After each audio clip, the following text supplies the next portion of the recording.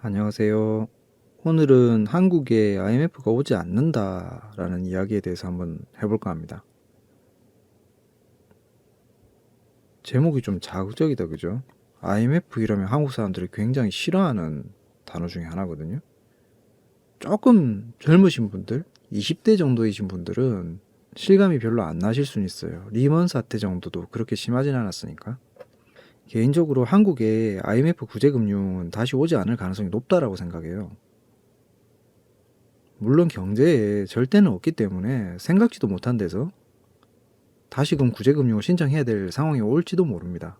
하지만 기본적으로는 안 온다라고 생각한다는 거죠. 왜 그런지 앞으로 설명을 한번 해보겠습니다. 구독과 좋아요, 알림 설정 해주신 분들 항상 감사합니다. 묘하게 구독자가 한 분 한 분 늘어나는 게 달성감이 있더라고요. 굉장히 감사합니다. 기본적으로 IMF에 대한 설명을 좀 해볼게요. IMF는 우리가 흔히 알다시피 국제통화기금의 약자고 영어로 하면 인터내셔널 모네터리 펀드의 약자입니다. 의미 그대로 국제통화기금이다, 그죠? 나중에 본문 링크에 IMF 홈페이지도 한번 놔둘 테니까 참고해 보시면 좋겠습니다. 유엔하고 같이 국제기구입니다. 가입국도 상당히 많고요. 하는 일은 자금의 유동성, 여기서 자금의 유동성이라는 것은 개인이 아니고 국가 레벨의 자금의 유동성에 대해서 감시를 하고 관리를 하고 나쁘게 얘기하면 간섭을 해요. 환율 같은 부분도 개입을 합니다. 한국에는 예전에 채무 불이행, 디폴트 사태 때 긴급 자금 구제 신청을 승인해 준 이유로 많이들 알려졌어요. IMF 이꼴 망했어요 라는 의미로. 나쁜 의미다, 그죠? 좋은 의도로 운영하는 기구지만 한국에서는 좀 악몽 같은 단어로 많이 알려져 있습니다. 영상의 서두에서 IMF는 없다라고 했어요. 구제금융이 없다는 의미겠다, 그죠? 왜 그렇게 저는 이야기를 했을까요? 경기가 좋아서요? 그동안 제 영상을 보신 분들은 제가 최근의 경제 상황을 상당히 위험하고 불안정하게 본다라는 이야기를 자주 했다는 걸 아실 거예요. 그런데도 IMF가 없다?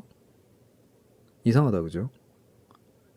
눈치채신 분들도 계실 텐데 한국 경제가 지금보다 더 나빠지는 상황이 와도 IMF에 지원이 없을 거란 이야기입니다. 제가 이렇게 생각하는 몇 가지 이유가 있는데 가장 큰 이유를 순서대로 설명을 드릴게요. 첫째로 전 세계가 지금 전염병 때문에 엉망진창이다, 그죠? 그런데도 가장 나은 상태에 속하는 국가 중에 하나예요. S&P라든지 피치 같은 국가 신용도를 체크하는 회사들이 한국의 신용 등급을 현행으로 유지를 해줬어요. 물론 전제 조건이 붙는데 항상 북한과 대치 중이기 때문에 전쟁 위기 고조만 없다면은 올해는 마이너스 성장률이더라도 내년에는 성장률이 다른 나라보다 훨씬 좋을 거라고 판단을 했다는 거죠. 굉장히 아이러니한 건 이 발표가 20일에 있었어요.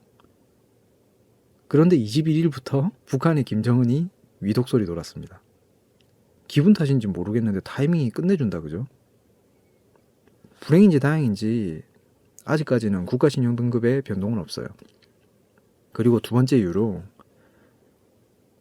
다른 나라들은 신용등급을 강등당한 국가가 상당히 많고 IMF에 구제금융을 신청한 나라가 벌써 꽤 돼요. 그리고 마지막으로 IMF 입장에선 한국 시장이 그다지 매력적이지 않습니다. 그 외에도 여러 가지 이유가 있을 수 있는데 가장 굵직한 이유는 이 세 가지예요. 종합해서 설명을 드릴게요. 대한민국이란 나라보다 더 경제 상황이 엉망이고 힘든 나라도 많아서 구제금융 신청을 여러 국가에서 이미 줄을 서가면서 하고 있어요. 그런데 IMF 입장에서 보면 한국은 경제 성장률이 양호한 국가에 속한다는 거죠. 이런 나라에 구제금융을 허가해 줄 바에는 더 힘든 상황의 나라에 도움을 주는 게 좋다는 거죠. 그리고 기억하시는 분들이 있으실지도 모르겠는데 IMF는 단순하게 구제금융을 주는 게 아니에요. 돈을 빌려주는 겁니다. 그러면 빌려주는 돈에 대해서 이자를 받겠죠. 그 외에도 그 이자를 받을 수 있게 체질 개선을 시켜요.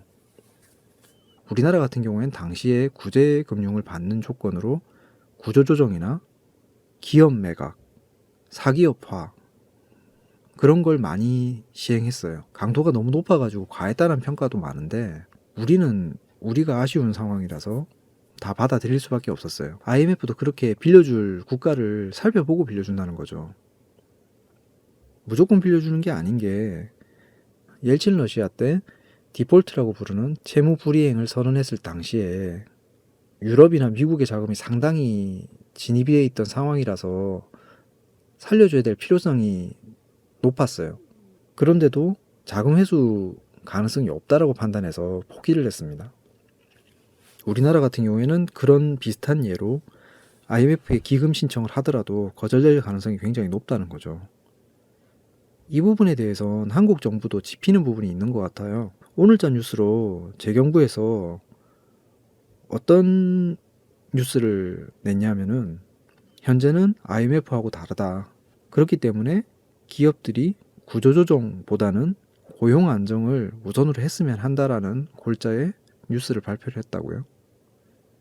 기업이 정 안 되면 해고를 해야겠죠. 하지만 재경부의 이 발언은 기업에 있어서 정리해고를 함부로 하다간 더 수습이 안 될 정도로 압박을 기업에게 줄 수도 있다라는 압력을 주는 거예요. 어떻게든 유지하라라는 거죠. 바이러스 사태 이후로 전 세계적으로 실업률이 급증하고 있어요. 한국도 마찬가지고요. 어떻게든 전 세계적으로 모든 정부들이 이 상황을 억누르려고 해요. 그런 맥락에서 뉴스를 발표한 걸 수도 있지만 이 시기에 발표가 된 게 타이밍이 상당히 유의미한 시점에 발표를 했다는 거죠. 타이밍이 굉장히 기묘하다는 거예요.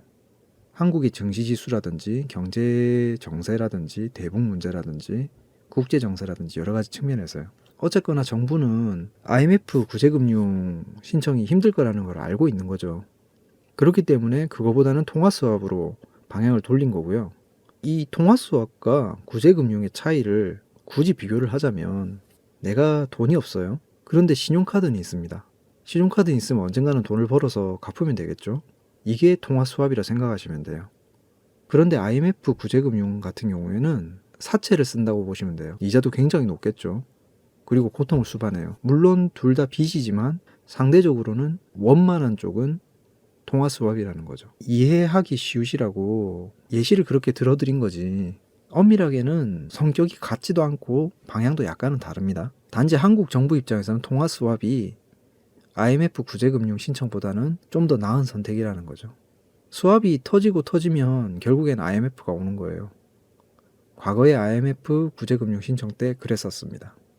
IMF 입장에서는 한국 시장이 매력적이지가 않아요. 챙길 게 없거든요. 예전에 이미 다 챙겨갔으니까.